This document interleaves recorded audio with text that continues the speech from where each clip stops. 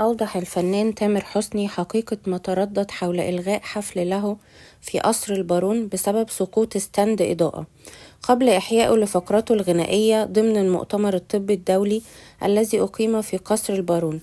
وتسبب في وقوع إصابات بين الجمهور، حيث أكد تامر في منشور له على خاصية القصص المصورة على حسابه في إنستجرام أن الحفل ليس حفله، بل هو مجرد فقرة في الحفل. وكتب قائلا: بالنسبة للمؤتمر الطبي الدولي أنا كنت مدعو للغناء ضمن إحدى فقرات المؤتمر، يعني ما اسمهاش حفلة تامر حسني، اسمه مؤتمر طبي، ولأنه مؤتمر طبي فأكيد لا تنظيمي ولا مسرحي.